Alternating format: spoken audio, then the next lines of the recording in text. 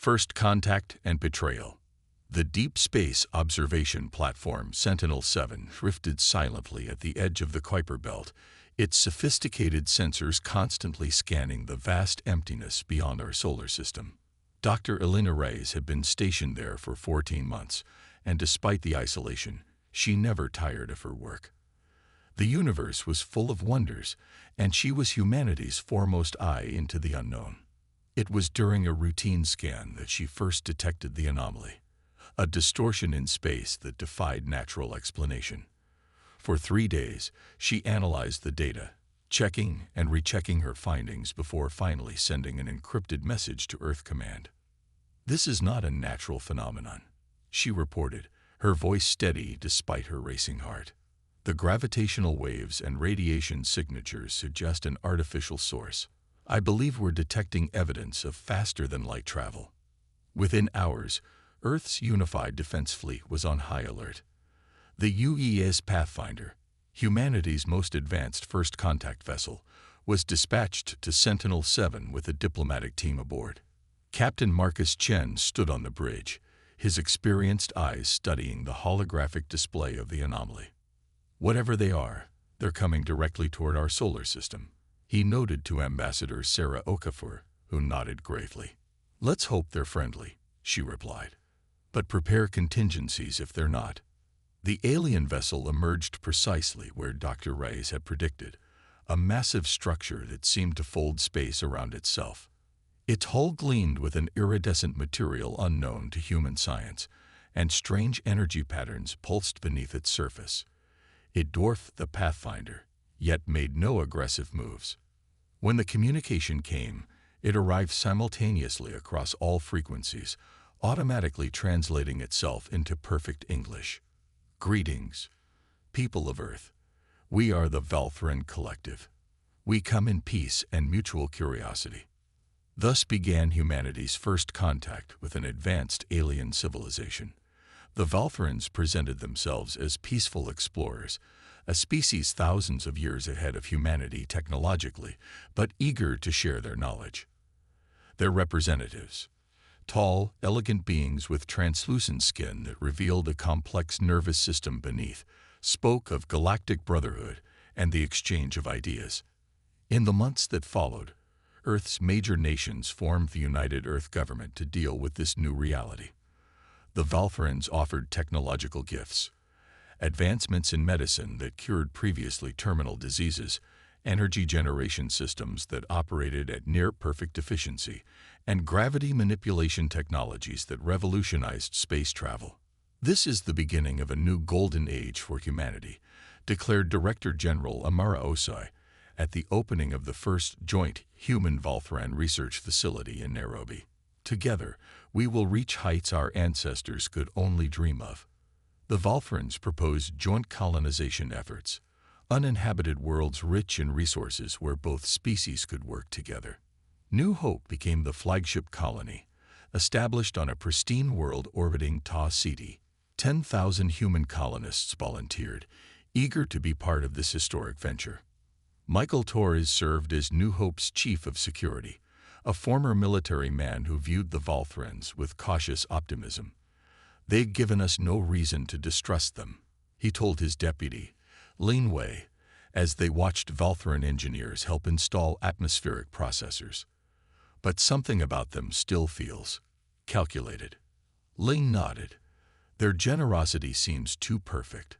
No cultural friction, no misunderstandings. It's like they studied us thoroughly before ever arriving." "Maybe they did," Torres replied, his eyes following a Valthran scientist. "The question is why." 3 years after first contact, 17 joint colonies have been established across 12 star systems. Humanity expanded faster than they had ever dreamed possible, with Valthran technology accelerating their development. Earth prospered, and most humans embraced their new allies wholeheartedly. Dr. Reyes, now heading xenobiological research on New Hope, began to notice irregularities. Colonists reported missing time, hours they couldn't account for. Medical scans showed unexplained surgical marks on some colonists who had no recollection of procedures. When she brought her concerns to the colonial administration, she was politely but firmly advised to focus on her official research.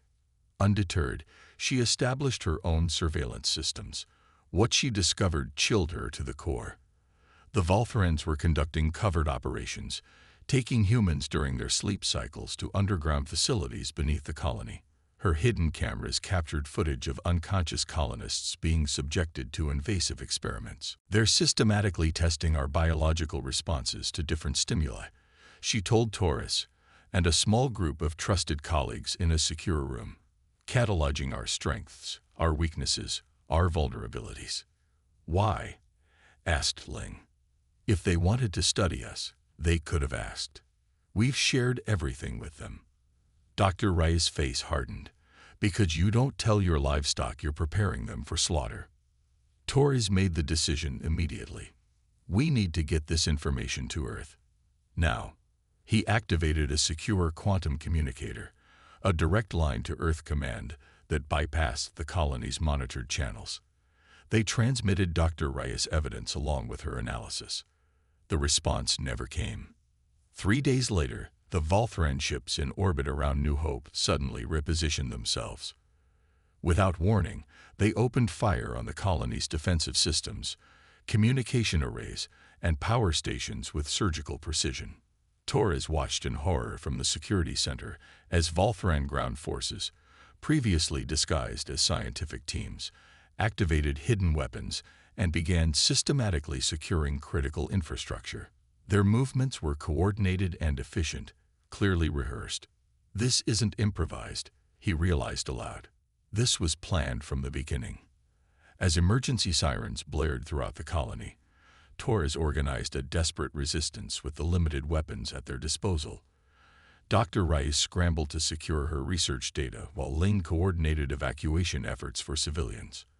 Across all 17 colonies, the same scenario played out simultaneously. The Valthran attack was perfectly synchronized, catching humanity completely off guard. On Earth, Valthran diplomats activated embedded systems that temporarily disabled key defense networks. The message from the Valthran High Command was broadcast globally, its tone now stripped of all pretense of friendship. "Humanity has been assessed and found to be a potential future threat to collective interests. Your rapid development curve and unpredictable nature make you too dangerous to allow unfettered growth. Submit to Valthran authority and control population management, or face extinction. You have 24 Earth hours to surrender unconditionally." In the chaos of the initial attack, Torres, Ling, and Dr. Rice managed to reach an emergency shuttle with a small group of colonists. As they broke atmosphere, evading Valthran interceptors, they witnessed New Hope burning below them. The dream of cooperation transformed into a nightmare of betrayal. "We need to reach Earth," Torres said grimly, plotting a desperate course through Valthran blockades. "If there's still an Earth to reach." Dr. Rice stared at the stars, her face illuminated by the shuttle's emergency lighting. "They studied us for years, pretending to be friends while cataloging the most efficient ways to kill us. They underestimated us," Ling replied, checking the weapons they had managed to salvage. "They think they know humans, but they don't understand what happens when we're backed into a corner."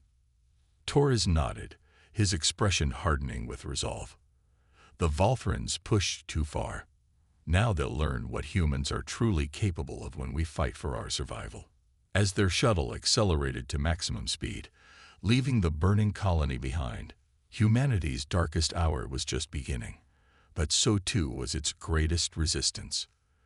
The human response.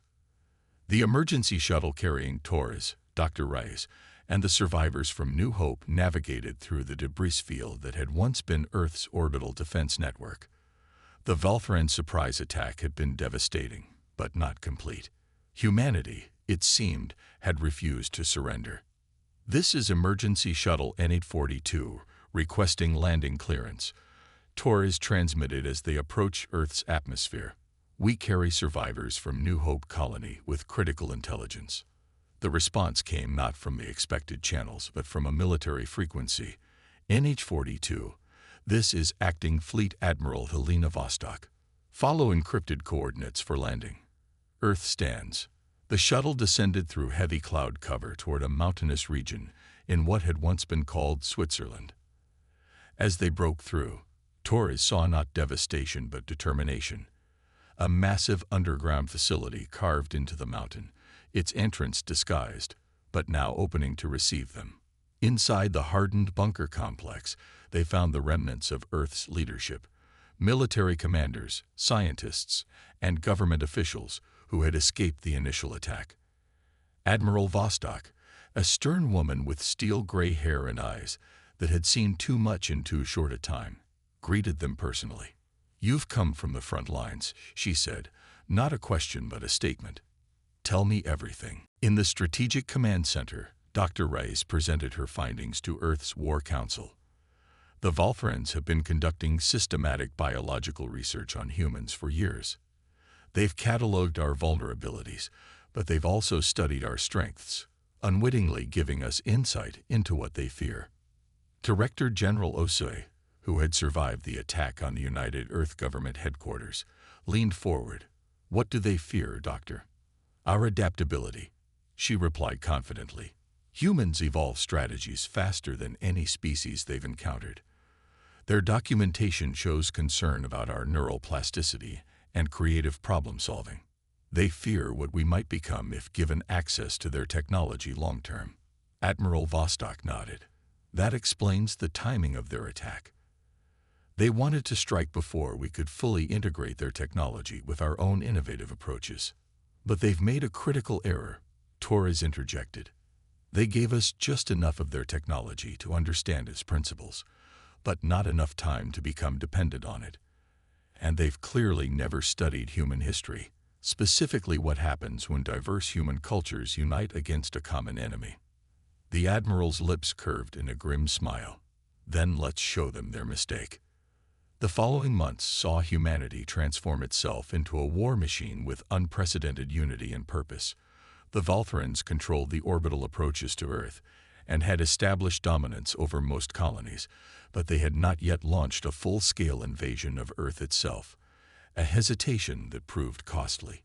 Underground manufacturing facilities operated around the clock, retrofitting Volthran technology with human innovations. Dr. Rice led a team that analyzed recovered Volthran biological data, identifying weaknesses in their seemingly perfect physiology.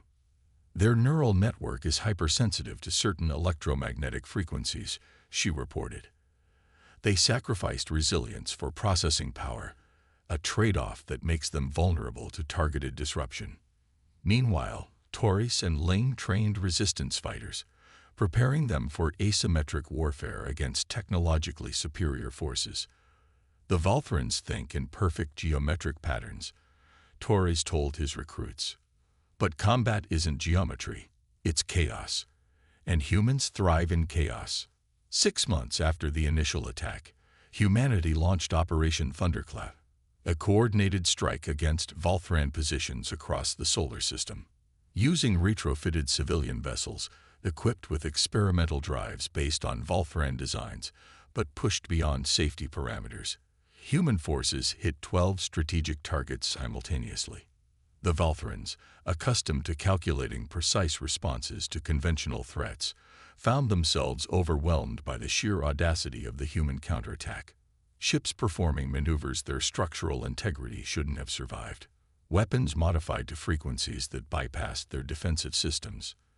Tactics that prioritized mission success over survival probabilities. Admiral Vostok addressed the unified Earth forces from her command center. "Today we show the Volthran Collective that humanity does not break. We adapt, we overcome, and we never, ever surrender what is ours." The battle for Luna Base became the turning point. The Volthrans had converted Earth's moon into their primary staging area, building massive shipyards in the ancient craters. Human forces, led by Torres himself, deployed Dr. Reyes' most audacious creation, the Neural Disruptor, a device that broadcast precisely the frequencies most disorienting to Volthran nervous systems. The effect was immediate and devastating. Valthran commanders found themselves unable to coordinate complex actions. Their perfect formation dissolved into confusion. For the first time, the collective faced an enemy that had turned their own biological research against them. Torres led the ground assault personally, his forces moving through the disoriented Valthran defenders with grim efficiency. For New Hope, he said simply as they secured the central command node. With Luna recaptured, humanity gained a foothold beyond Earth. The Valthrans, recognizing the strategic shift, consolidated their forces around their most critical asset, the massive dimensional gateway they had constructed near Jupiter, their lifeline to their distant homeworld.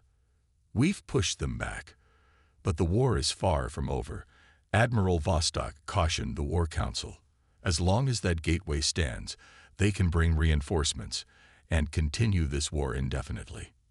Dr. Reyes stepped forward, her eyes bright with the intensity that had driven her research for months without rest. Then we take the fight to them. We've analyzed the gateway technology. It's biologically keyed to Valthran neural patterns, but with the data we've gathered, we can create a bypass. Director General Osei looked skeptical. You're suggesting we attack the Valthran homeworld? Across interstellar space? No, Torres interrupted, understanding immediately. She's suggesting we make them fear what's coming through their own door. The plan was audacious to the point of insanity. Using captured Valthran ships and the neural templates Dr. Reyes had synthesized, a strike force would travel through the gateway to the Valthran homeworld. Their mission, not conquest, but demonstration, to show the collective leadership that humanity could reach them, could threaten them directly, despite all their technological advantages. We don't need to win their war, Admiral Vostok explained to the assembled commanders. We need to make continuing it too costly to contemplate. The strike force, commanded by Torres with Dr. Reyes providing technical expertise, consisted of 7 captured Valthran vessels, crewed by Earth's finest. They approached the Jupiter gateway under the cover of a larger diversionary attack that drew most of the Valthran defensive fleet away. As they activated the bypass codes and the gateway energized around them, Torres exchanged a glance with Dr. Reyes. Ready to make history, Doctor? She nodded, her expression determined. Ready to ensure we have a future to remember it. The journey through dimensional space lasted mere seconds from their perspective, though the distance traversed was measured in hundreds of light years. They emerged in orbit around a gleaming world, Valthran Prime, the heart of the collective. The planet below was a marvel of engineering, its entire surface transformed into an integrated megastructure. But the strike force had not come to admire. They had come to deliver a message. They broadcast on all frequencies, bypassing encryption with the codes Dr. Reyes had extracted from captured data. Torres spoke directly to the collective high command. You came to our world uninvited. You studied us like specimens. You attacked us without provocation. You believed you understood humanity, but you comprehended only our biology, not our spirit. Today, we stand in your home system, a place you thought beyond our reach, to deliver this message. End this war, or the next time we come, we will not come alone, and we will not come to talk. To emphasize their point, the strike force deployed Dr. Rey's final creation, a modified neural disruptor calibrated to the exact frequency of the collective's integrated communication network. For 7 minutes, the entire Valthran homeworld experienced complete neural disruption. Not lethal, but unmistakably demonstrating humanity's reach and capability. Before the Valthran Defense Forces could organize a response, the strike team activated their return protocols, the gateway pulling them back across the dimensional void to our solar system.